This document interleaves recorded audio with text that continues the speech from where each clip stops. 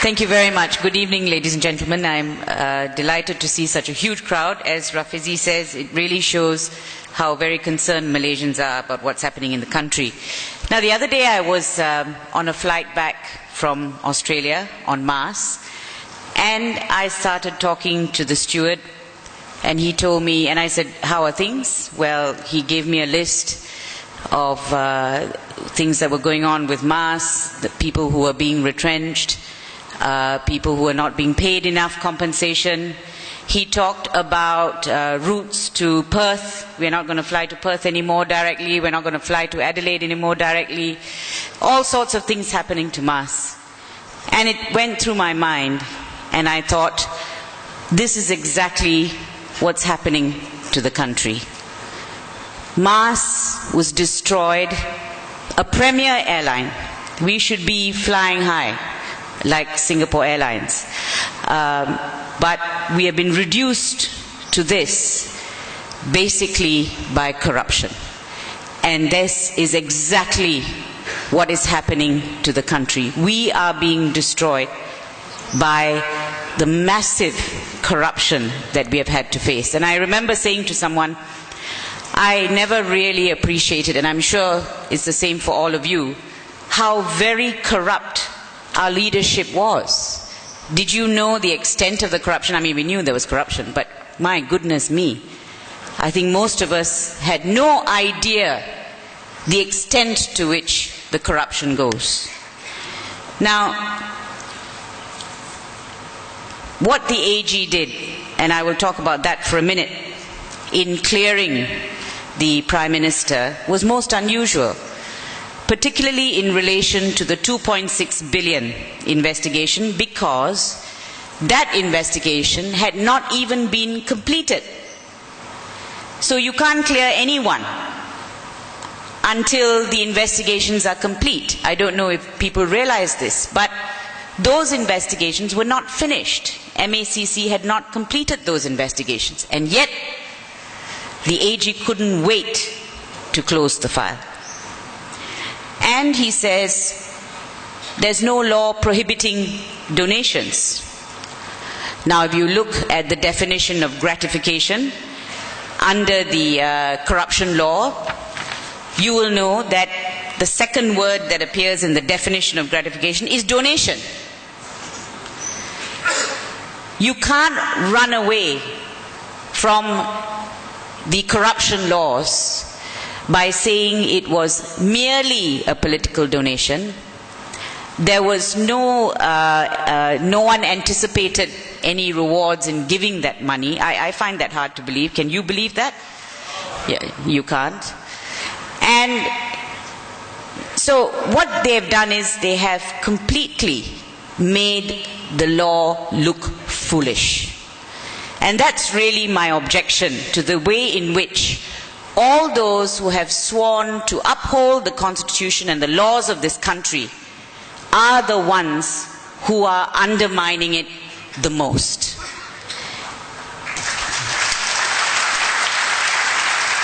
And then we heard IRB come out and say, there's no tax payable on this money. And of course, we had many reasons put forward for this donation. Let me just read you some of them.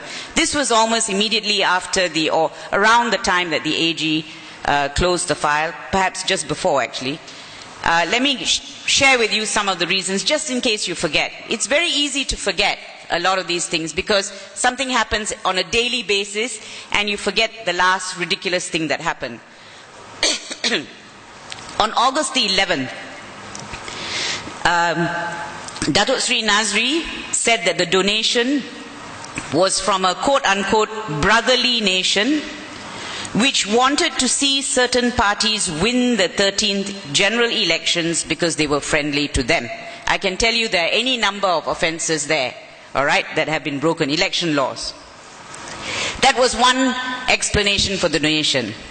4 days later, UMNO Kuantan Division Chief Datuk Sri Wan Adnan said the 2.6 billion was from Saudi Arabia as a form of appreciation of Malaysia championing Islam and fighting militant group Islamic State of Iraq and Syria. Another explanation for the donation. Then on August 22nd, the Transport Minister says, the donation came from their Muslim friends in the Middle East, and wait for this, to help UMNO fight DAP in the 14 general elections, as the party was funded by Jews.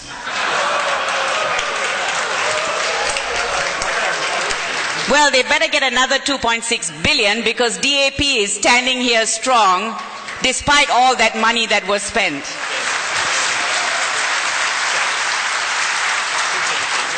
And then we have a few more. You probably remember them.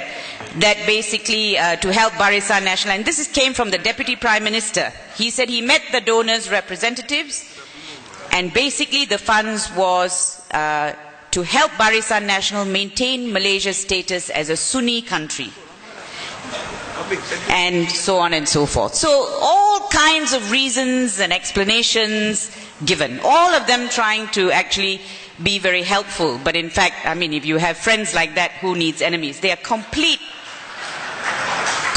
nonsense that has been dished out to the people.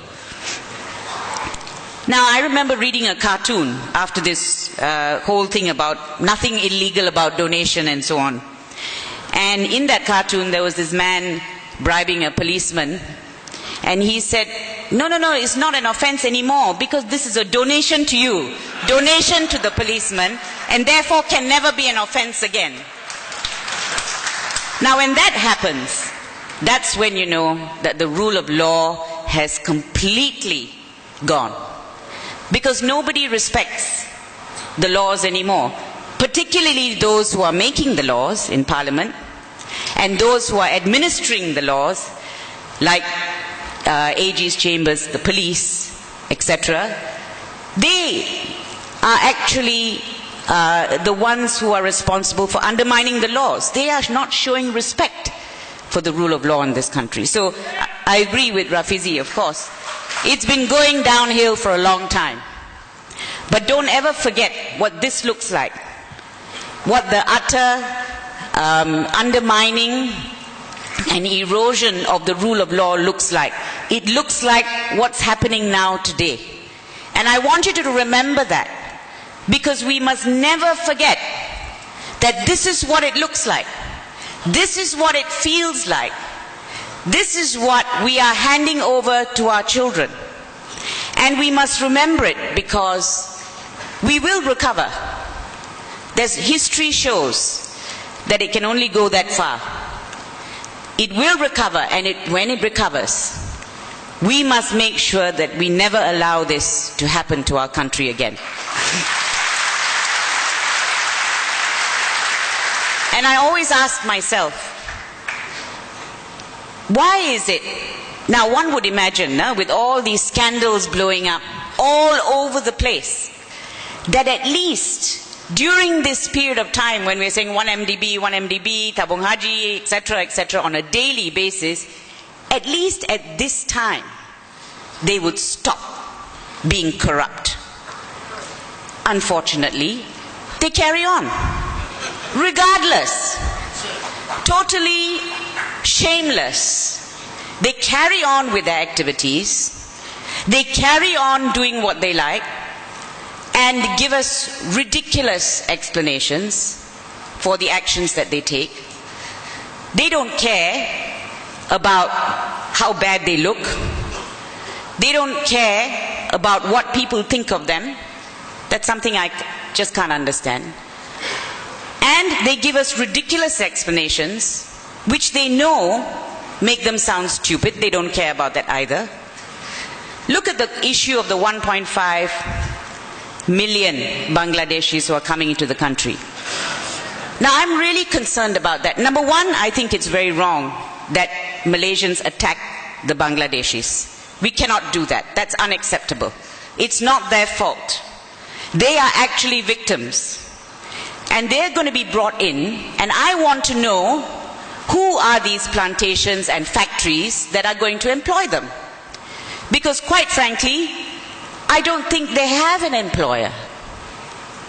I may be wrong, I'd like to be wrong. If I'm wrong, they should name the employer.